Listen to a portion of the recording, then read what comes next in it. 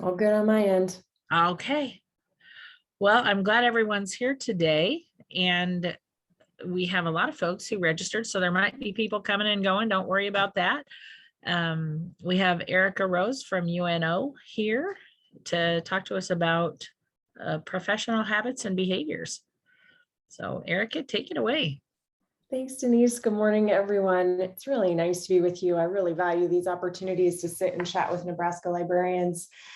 For those of you who don't know me, just a little bit about my role in library land. I'm the library science program coordinator for the undergraduate degree at University of Nebraska-Omaha. We have a fully online program, which is amazing. Much like we're doing now, I sit and chat with students all over the country and even the world. And in a little bit, I'll talk about why this particular topic is so relevant to my work. But I'll start off by sharing that in preparing for this presentation, you always kind of think, okay, how do I get things started? So of course I did what we would all do. And I did a Google search on professional behaviors just to see what came up.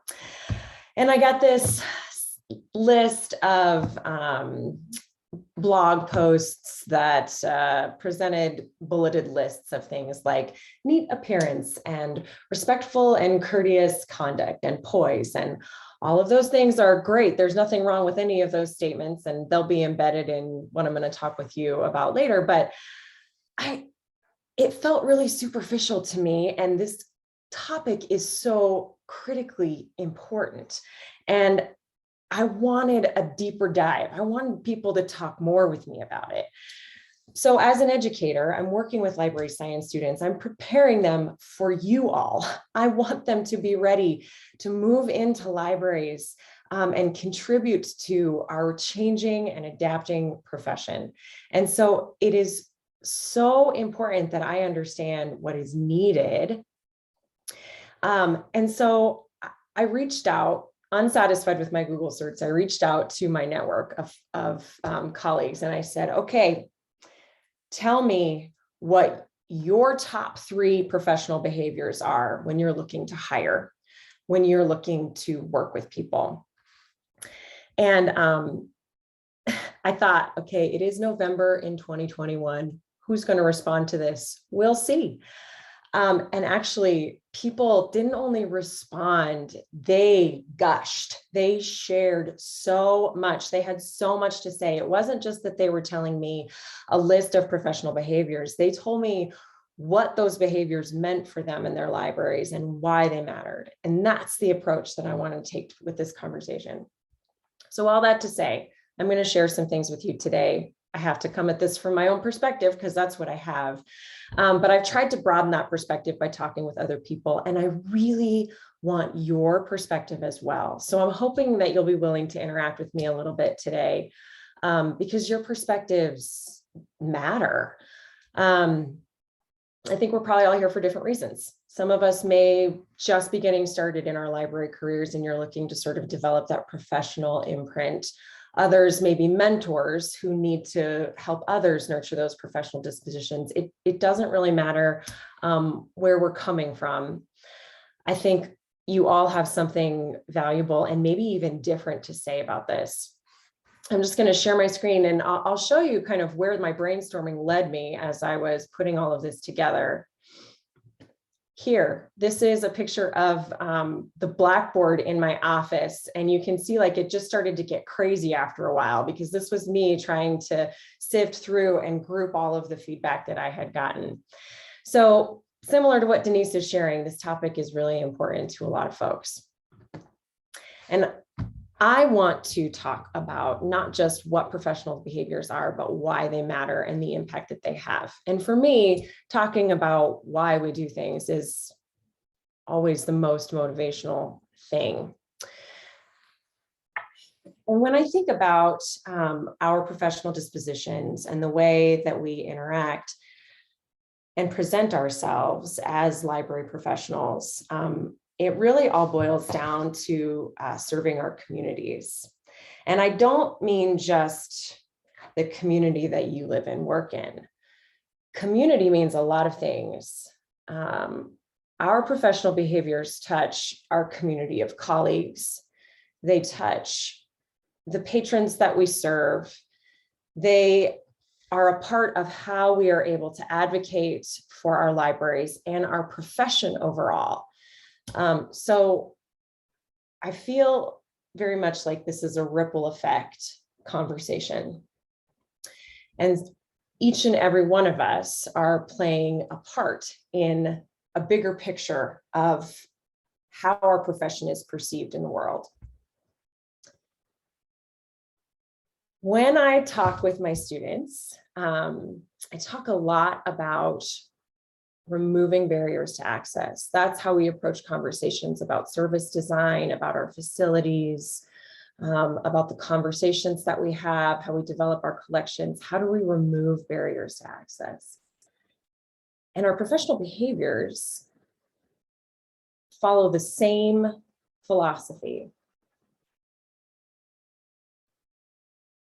We can choose to implement behaviors that allow us to make our services and our own skills and contributions more accessible. And if we don't have those professional behaviors in place, we will inadvertently actually put up barriers that keep people from hearing what we have to say, from relying on our expertise, from thinking of us and all of the value that we bring to our communities. So in the spirit of having a conversation with you instead of just talking at you, I would like to know a little bit about who we have here with us today. So if you would humor me and just hop in the chat box and tell me who you are. Shannon Putney, I see you over there. It is so good to see your face. Tell me who you are, what library you work in, how long you've been in the business. That's the first question.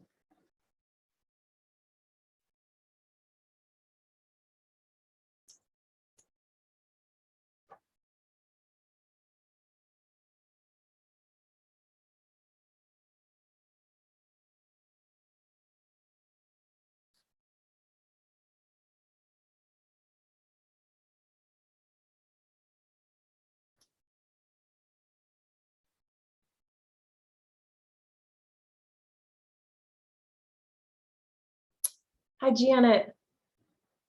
5.5 years working here for an office assistant director. Awesome. Jennifer from Lexington. I just drove past you on the highway last week, Jennifer. Here since July. Oh, wow. Great.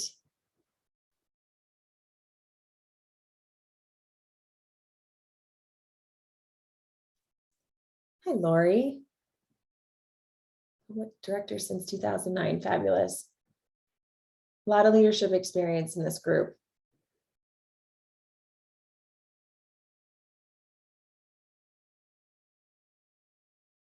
Kearney Public Library, 17 years.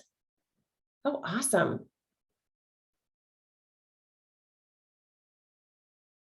Denise, I think you might win. Since 1983, that is amazing. School public bookmobile academic. There's Shannon, 10 years public library experience, starting for a supervisory position. Yes, you are. Cool. There's Sarah, also at Kearney. 15 years experience. Awesome. Hi, Autumn. McCook, director. And January from Holdridge, assistant, children's library assistant, worked in library since 2003. Wow, I mean, that's amazing experience. There really aren't any newbies here. Okay, great. So my next question for you is the same question that I asked all of my colleagues. I shouldn't have shown you that screen first, but because I probably subconsciously triggered some responses, but I would like to know if you had to pick 3 things that you value most as professional behaviors, whether that's in yourself or in the folks you want to work with. What are they? Any 3 qualities? And I can put mine in here.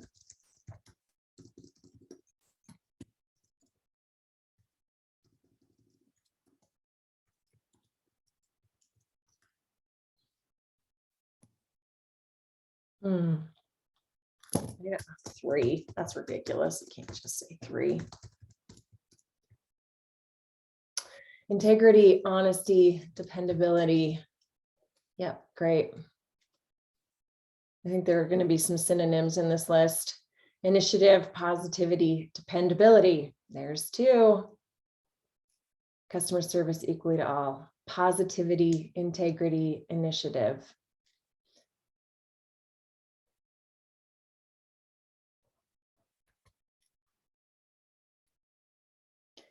I'm writing down dependability because anytime I see one twice, I know I need to really pay attention.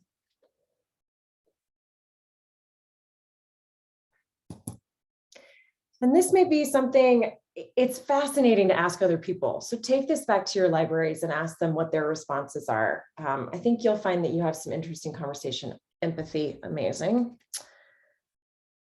Great addition. Hate to babysit. Me too. I'm a terrible micromanager. Accountability. Okay, great.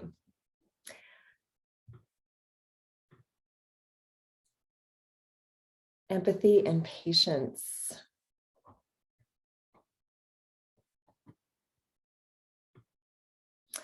I'm going to continue to go back. Feel free to continue to add to that list as we go through the conversation today, but those responses are very, very valuable for me. So thank you for providing them.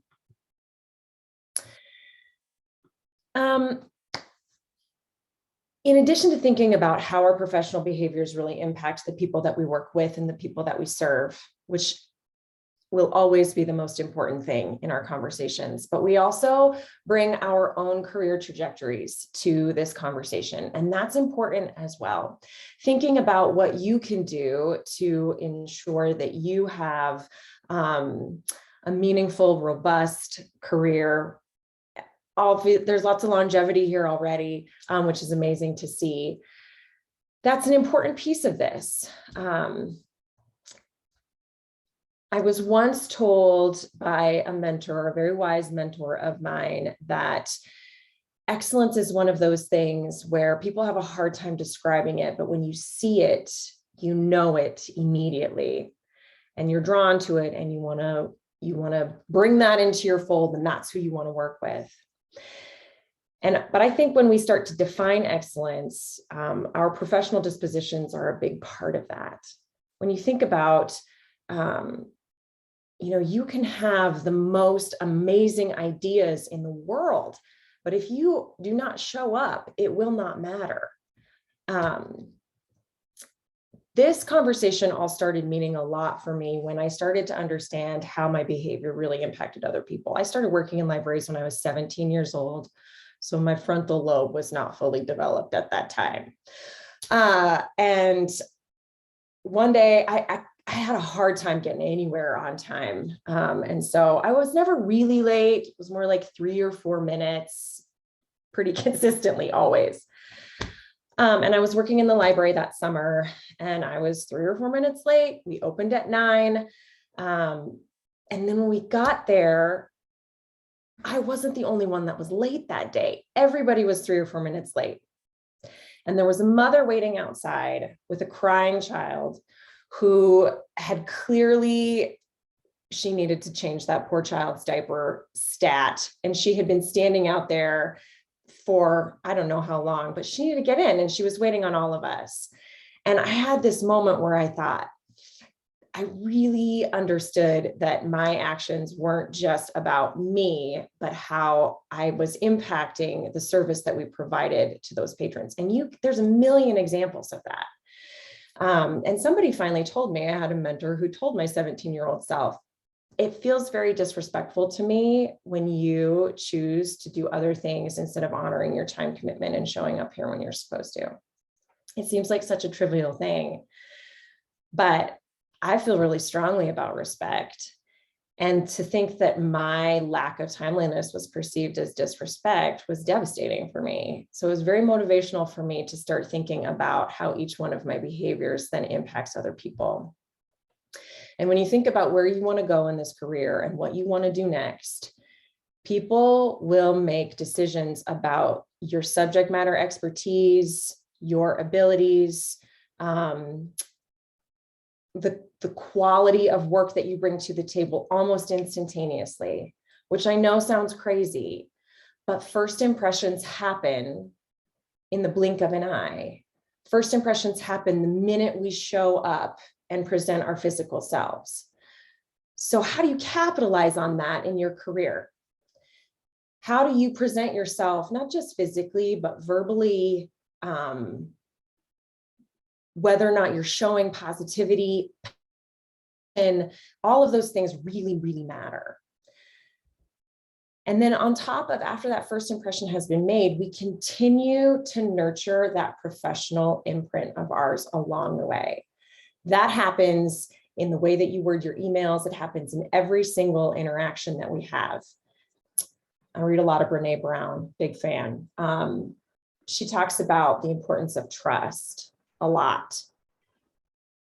Trust is tied to those professional dispositions because people think that if you are a quality professional, you are more trustworthy.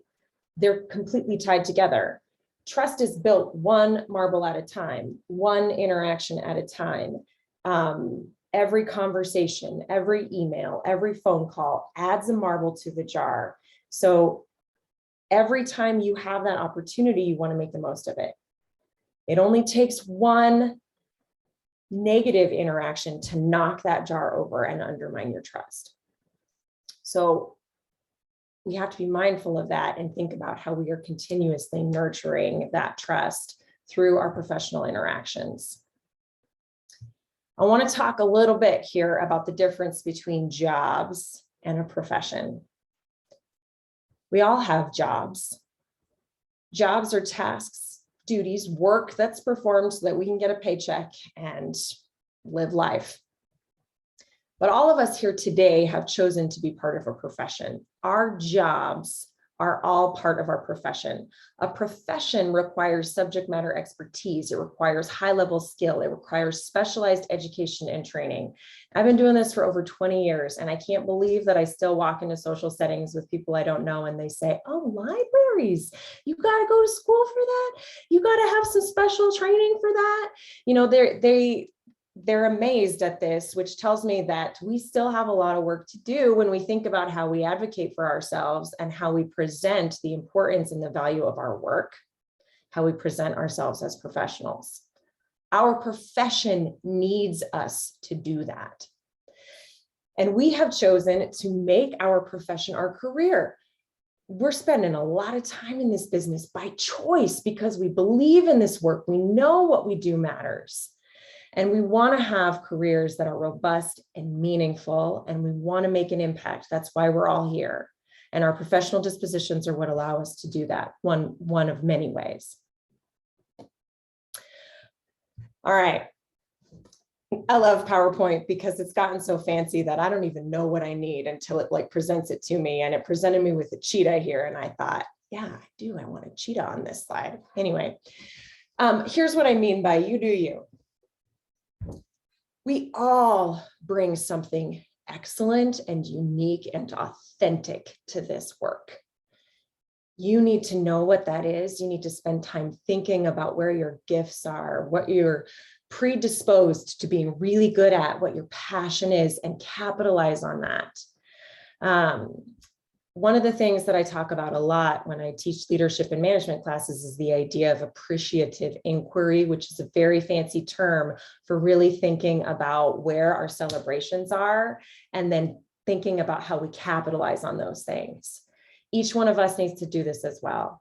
I am pretty good at talking to people and getting them excited about the work that we do. That's something that I'm pretty good at. I do not have a head for details. And please, I am being real vulnerable with y'all in this conversation today, but that's okay. I think there's value in that. So knowing that is empowering for me. It's led me to think about how I can use what I'm really good at to be good at my job. And it's also led me to understand how intentional I have to be in thinking about what I'm not good at and how do I address that? How do we address, the fact that maybe I hate, the administrative details of something. You hire somebody else who's really good at that. You surround yourself with people who balance that out.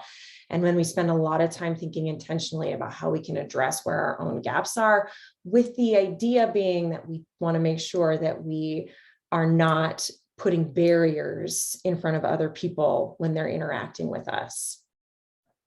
So I hope that part of this isn't just about, you need to do this, you need to do this, you need to do this, you need to do this. I also want you to walk away from our conversation today thinking, man, I am really good at that. And I need to figure out how I do more of that, and make that more of a focus of my work as a professional. So let's talk a little bit now about what these professional behaviors are. When I was thinking about this and I was looking through that big list of adjectives and terms that people had provided me with, integrity, dependability, empathy, patience, I think this isn't a bulleted list. This is much more sophisticated than that. And it feels to me much more like a pyramid. And let me tell you what I mean by that. Before I show you my next slide, look at this pyramid. What happens if I pull out one of these blocks? The whole thing comes down. So my foundation has to be really strong in order for my pyramid to last.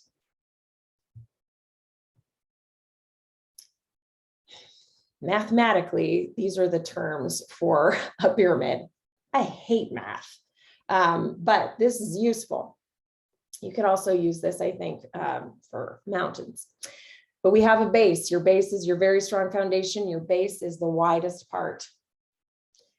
We move up into the face, which is the all of the sides, kind of the body, the structure. And at the top, we have our apex, the highest point where we can really see out, kind of the very top tier, if you will. I thought about using a skyscraper as my analogy, in which this would be the penthouse, but whatever visual works best for you. The base is really important, and I think we have to talk about it first, and then we have to talk about it again, because when we have a strong base, this is what everything else lays on top of. These are the behaviors that have to be there for people to recognize what comes next. These are a lot of those adjectives that come. I was talking with one of my friends, really kind of with being a grown-up, but being a grown-up is hard. And so, I feel like that's important to say. Just because we know that all of these things are important doesn't mean that it's easy to make them happen all the time.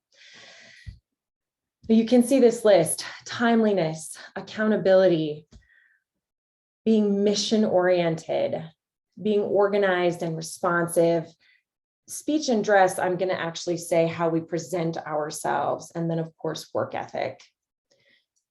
I'm going to just walk through these a little bit, and I want to start with work ethic, because every library director that I talked to shared how much their staff is handling, especially these past 2 years. They have dealt with enormous amounts of change. They have dealt with significant fluctuations in staffing. So their jobs have changed. People have had to step in and do things they've never done before. They've had to do them in different ways. And putting our heads down, rolling up our sleeves, and getting the work done has been crucial to ensuring that we continue to provide library services to our communities. It's always been crucial, and it always will be crucial, but I think the last 2 years have really spotlighted all of this. I have an amazing supervisor at UNO who talks often with us about the importance of showing up, and how so much is said when we look around the room and we see who shows up. And librarians, I find, are often folks who show up. They show up to the conversation. They show up ready to help. That service spirit is very strong. When we think about who we're adding to our professional communities, what directors are looking to hire, people who show up and work hard is at the top of the list. That's one of those themes that I saw over and over again in feedback. Presentation is an interesting conversation. One of the things I was interested about is how perceptions have changed over the years. So I didn't just ask folks who have been in libraries for a long time. I asked some folks who are just coming into libraries what their ideal professional behaviors look like. They have different things to say about presentation. I had a great conversation with a colleague who talked about, it is important that we show up for what it is that we are doing in order to present ourselves as subject matter expertise. If I have staff who is setting up a booth at a marathon event for a running event in our town, shorts and flip-flops all the way, library t-shirt, they're there to hang with the crowd and be part of that event. If I have staff who is attending the city council meeting, they need to put on their best studs and show up ready to look like a subject matter expert and representing our library. If we're going to be moving books because we've got new shelving coming in, you better put on your jeans and a ball cap because that's the work that we've got to get done that day. So I think that's a really important piece of this, is it's about presenting ourselves appropriately for what it is that we're doing, because we librarians do a lot of different things. And they're all equally valuable. Accountability is one that I saw a lot as well across the board. And I had email responses from about 15 folks. And then I would place accountability synonymously with dependability, which is something that you all shared as well. We've already talked about how much work that we have to do. And we have to be able to count on one another. We have to man our facilities. We have to ensure that books get into people's hands, that our websites are maintained, that our programs are facilitated. The work has to happen.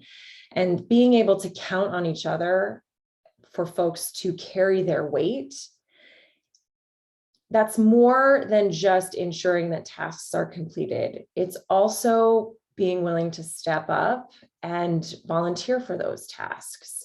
It's showing initiative. I'm also going to focus a little bit here on commitment and being mission oriented. I think those are two of the same things, being committed to the mission. This is really specialized work that we do. It's not for everybody. This is emotional labor that requires a great deal of skill, compassion, empathy. We work long hours. We work nights and weekends. We deal with people who aren't always nice to us. And it is that prioritization of our mission that carries us through all of that. We're here because we know that our organizations make our communities better, because we understand the value of education and what that means for our communities, because we know that communities with libraries have lower crime rates, have higher graduation rates. We know that public libraries are economic drivers. And so that means positive things for the economy in our communities and our small businesses. We have to know and embrace our mission. That also allows us to be consistent. It allows all of your staff to be empowered to know how to handle each and every one of those difficult patrons, and to know how to handle some of the issues that arise for us, which I'll get to in a second. Strong base. If you don't show up to work on time, it doesn't matter if your program is amazing, because you probably started late and 5 people left. For those people, the event didn't matter. People will not read through all of the wonderful things in your monthly report if it's full of typos and you didn't take time to be thoughtful in how you communicated that.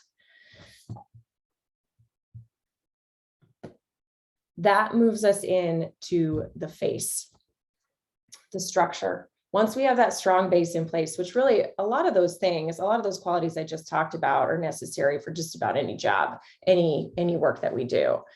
Moving into the face, I think, is really where we see librarians and their our specialized skill set highlighted. Ethics are another piece of the conversation that many of my colleagues highlighted, the importance of an understanding of our ethics, and not just an understanding, but a commitment to them, along with the skills to implement our ethics and ensure that we uphold them. Two specific pieces of our code of ethics that came up in conversations were privacy, patron privacy, and how important it is that we are upholding our patron privacy. And then also intellectual freedom. Man, I can't look at Twitter a day without seeing another instance where intellectual freedom and censorship is at the forefront of news in a library somewhere in our country. And understanding what we stand for and why it is so important. We don't make decisions about what people read. We ensure they have access to those materials and that they have the freedom to browse the information that they need or want. We don't make the decisions about what that looks like, and we don't share that information with other people. I think those are two things that we're really seeing come up again and again. I worked with a group of librarians a couple of years back, and one of them was a hiring manager for a very large system in Illinois. And she said, I write this into job descriptions and we talk about it in the interview. Can an applicant, do they understand what our library code of ethics looks like? And do they feel comfortable saying that they can uphold these things? And I thought that was very fair. And I thought, what a smart way to ensure that they're having that conversation from the very beginning. And that lays a foundation that she can return to with her employees again and again. Compassion and emotional fortitude. I put those statements next to each other on purpose because we do need people to be really compassionate. And in fact, I don't know that I've ever met a librarian who is not compassionate. I think folks who are drawn towards public service tend to be compassionate by nature. But emotional fortitude is also part of this, because returning to my statements from earlier, we deal with challenging people. We have challenging issues that come up.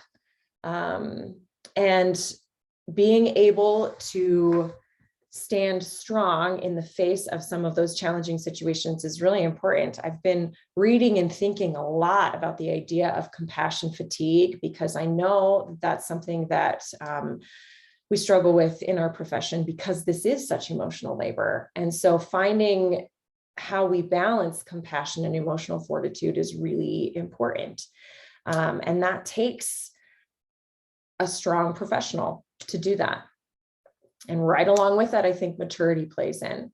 And that has nothing to do with age. I have worked with very emotionally mature 18-year-olds and very emotionally immature 60-year-olds.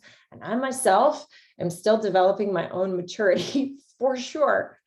But I do think that that mature approach to our work is very, very important. And it goes hand in hand with confidence.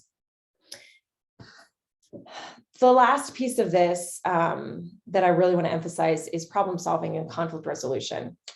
And this, I wanted to put at every single level of my little pyramid here, because if somebody has a workday that looks the exact same every day, please let me know, because I have never seen it happen.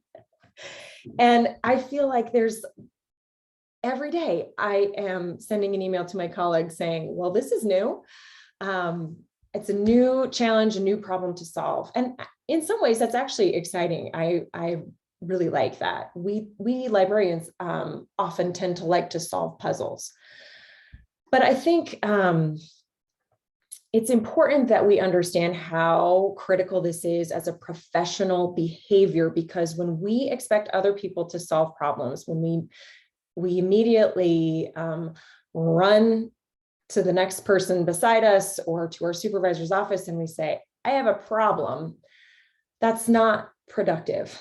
You've just created more work for the person on the other end of that exchange. My experience is that it's really very easy to spot problems. I myself excel at problem spotting. But what sets people apart and makes them unique are those who are willing to immediately move into solution seeking. So again, just sharing lessons I learned from some of the fabulous people I've worked with over the years. I had a boss who just trained me very early. Thank you for bringing that to my attention. Tell me 3 ways that you're going to fix that. They did not have to be viable. They did not have to be the actual solutions that we used, but they had to be presented immediately in that conversation so that we were immediately in a mindset of being productive instead of getting stuck in the problem. Problem solving is a hireable skill. It is. And so thinking about how we show up in those conversations and whether or not we're problem spotters versus solution seekers is one of the kind of key mantras I feed to my students all the time, because you all need problem solvers. I know that. That's how we're going to address all of these wild things that crop up every day. And it actually moves us here to the apex. Here at the top, when we have that strong base of behaviors in place, we know what we need to do as library and informational professionals to maintain our good work. Here at the apex is what we need to do to move things forward, to be innovative.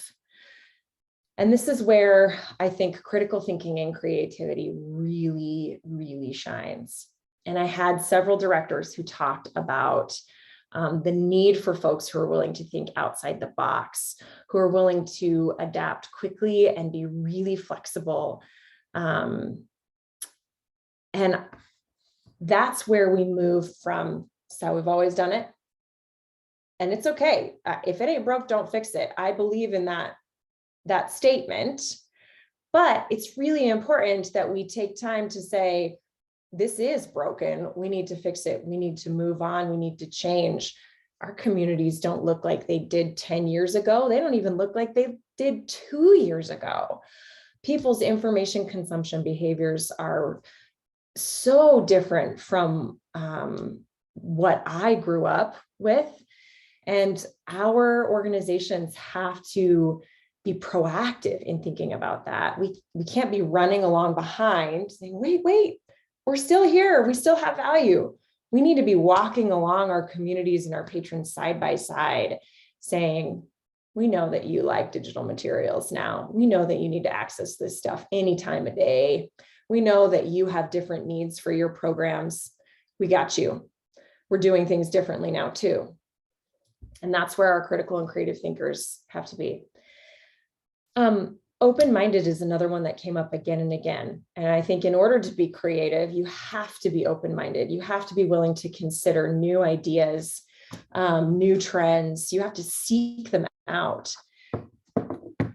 And that's something that has to be carved into our daily habits. That's something I've really been thinking about because there's so many demands in our daily time, those fires that have to be put out, those problems that have to be solved, that it can be difficult to prioritize thinking about what's next, thinking about your own professional development, which, I mean, the fact that you're all here today says that that's important to all of you. So kudos for that. But having that open mind and being productive in seeking out new information and building that in, not just to your own habits, but to your employees' work lives, that's really, really important. The last piece of this is balance, which makes me kind of laugh because balance is like this overused term, right? We're all looking for balance. Good luck. It's like, I keep waiting for when I'm going to have balance in my life. And it turns out that like the formula just keeps shifting. But I do think that balance, what I mean by that here is understanding when it's time to be really focused on your organizational skills, and when it's time to really think about big picture planning, thinking, and innovation. And finding when it's time to pull back, because we can tell that we've given all of our compassion and all of our emotional labor is making us fatigued. And now we need to step back and have some boundaries in place and fill up our buckets again. We need to think about balance and how we build our teams of people so that you have some folks who are really good at dotting your I's and crossing your T's. You have people who will never show up 3 minutes late. They will always be 5 minutes early. But you also have people who are willing to stay after the library is closed and clean things up and finish out that night shift that the other folks didn't want to work.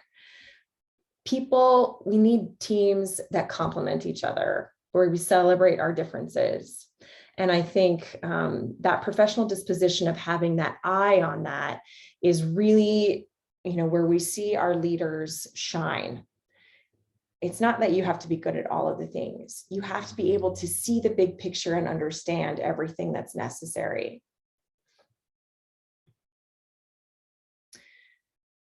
All of those things that I just shared, again, won't matter if our strong base is not in place.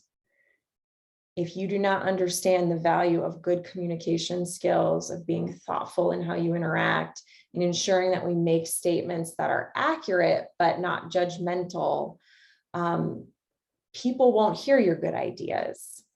People won't care about your good ideas if you have a track record of not being able to deliver your product.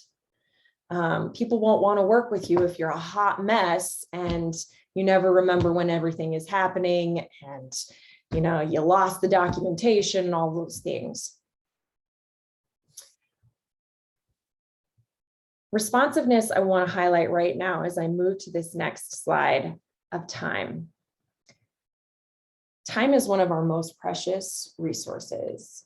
And I've been thinking a lot about how people feel validated, because in one of the other presentations, I think it was for you all, I talked about communication, and I asked people, what do you need to feel like you have a positive, supporting work environment? And a lot of people responded that they need validation.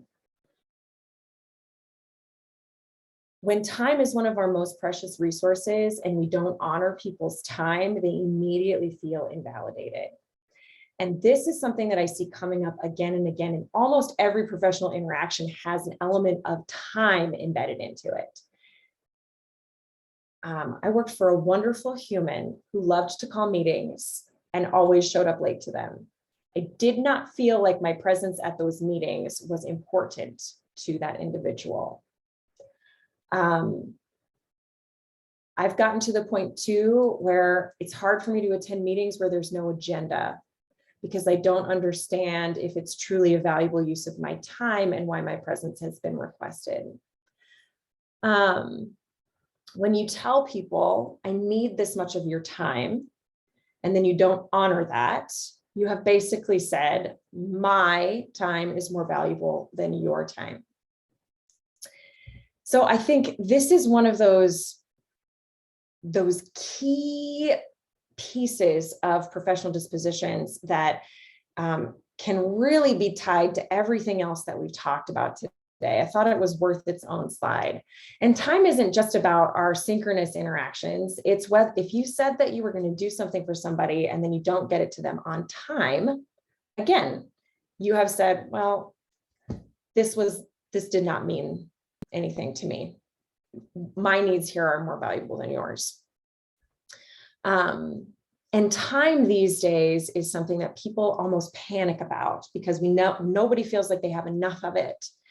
And so holding on to people's time, as we do with our colleagues and with our patrons, is one of those key opportunities where we can put a marble in the jar by being respectful of it and making good use of it, or we dump that jar over by prioritizing our own time over that of others.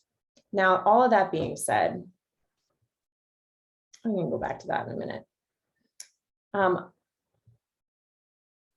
There's this, I've said all of these things. You need to be a good communicator and accountable and timely and dynamic and creative and all of these things. Like, it's a huge list, and there can feel like a lot of pressure for that. But, you know, one of the other things that I heard as a recurring theme from the folks that I talked with was being unafraid to fail. This isn't asking you to be superhuman. Our professional dispositions and habits are a continuous work in progress.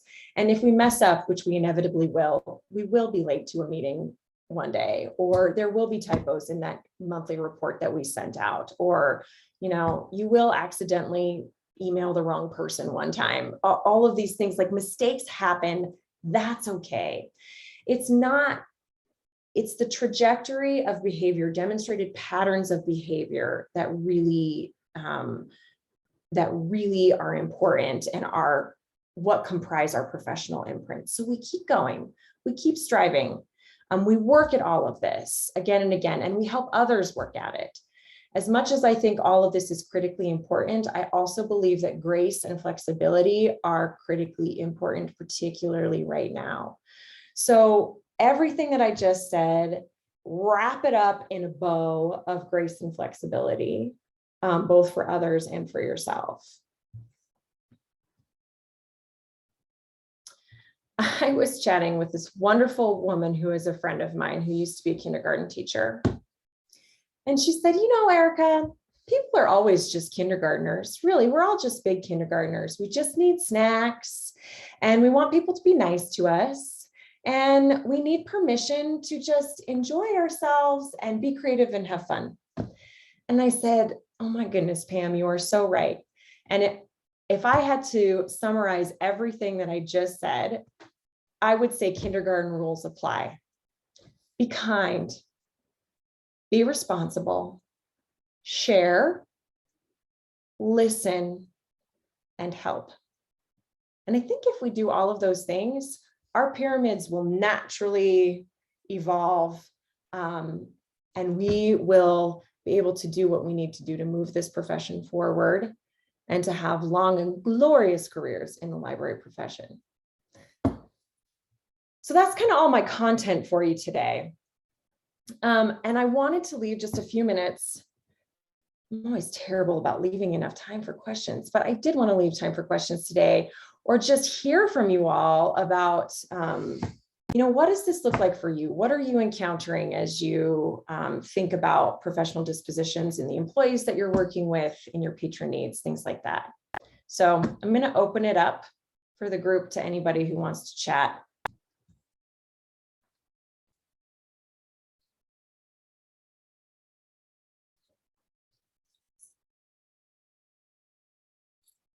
And Denise, I'm just reading your comment here: work ethic, accountability, and fairness.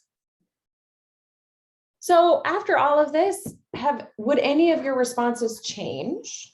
Jennifer, I see you're coming off the mic or off of mute. Yeah. I was just going to ask you to repeat what you said about a boss of yours that said, thanks for bringing that to my attention. Now give me what, 3 solutions or?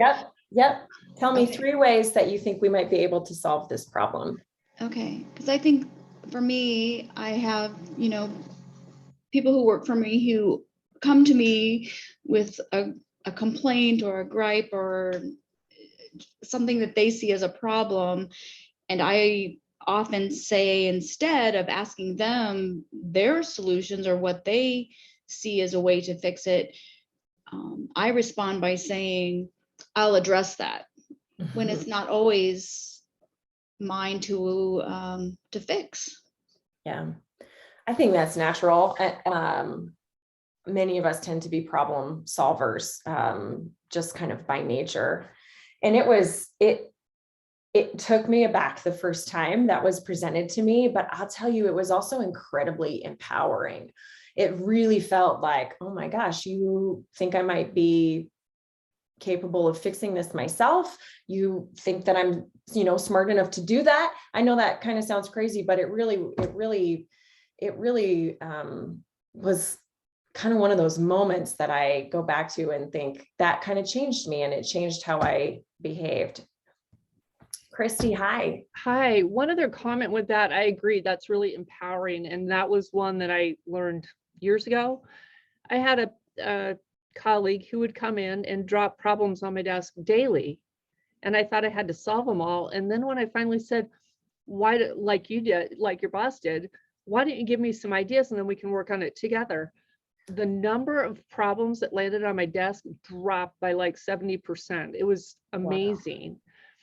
And then she got used to coming in and saying, I have an idea. And I thought, okay, so the mindset has changed. But boy, it took a long time to not do the knee jerk, oh, I got to fix this. So yay, yes, keep going. It works great. That's amazing. How long did it change, do you feel like, between here's my problem and I have an idea? How many times did you have to sit down, say? I'm thinking it was probably 6 months, because this is somebody who had been with the library for quite a while and was used to kind of, and not in a disrespectful way. She's passionate about the library, but she was used to going to supervisors and getting solutions or direction every single time, when she was fully capable of taking some of these on and using that initiative to solve whatever was going on. Because some of the situations, I'm not at the circulation desk every day. If the clerks see something that we can do better, they probably are more in tune with it than I am.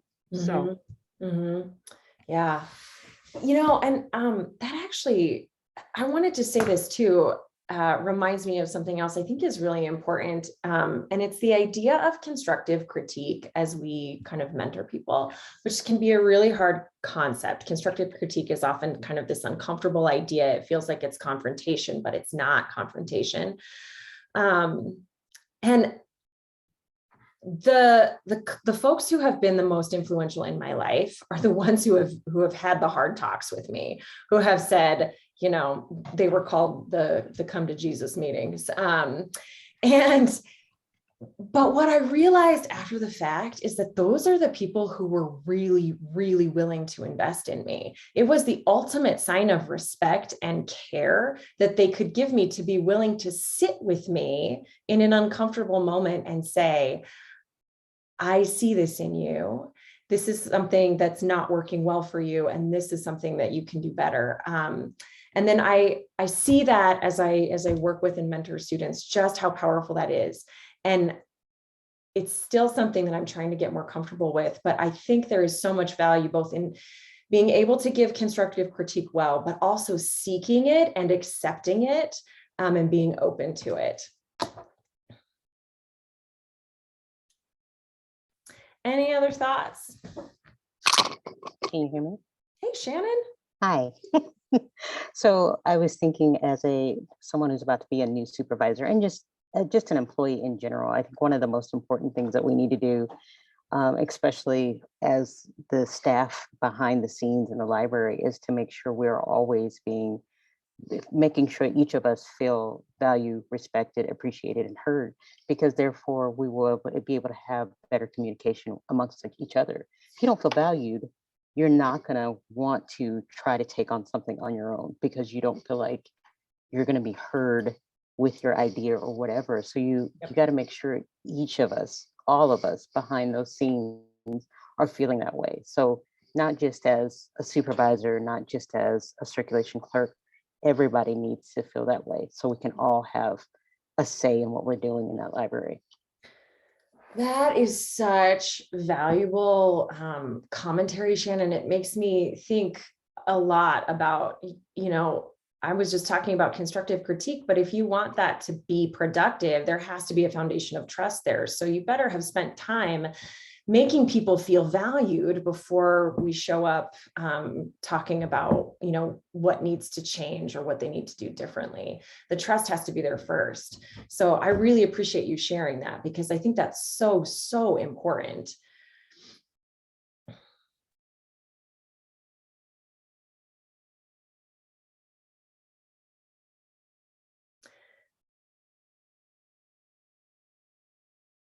Any other thoughts for the good of the whole?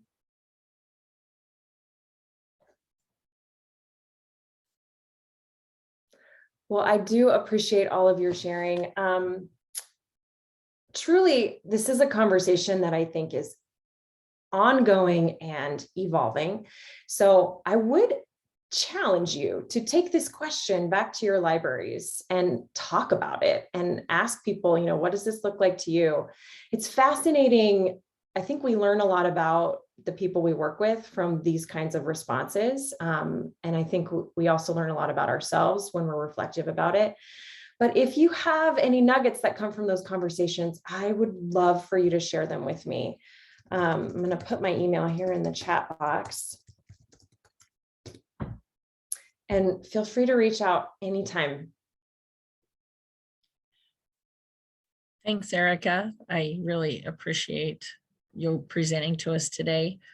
And yes, you've given us a lot to think about and how to bring out the best in the people that we have working for us and around us. So thank you so much. Thank you, Denise. Have a wonderful holiday season, everybody. All righty.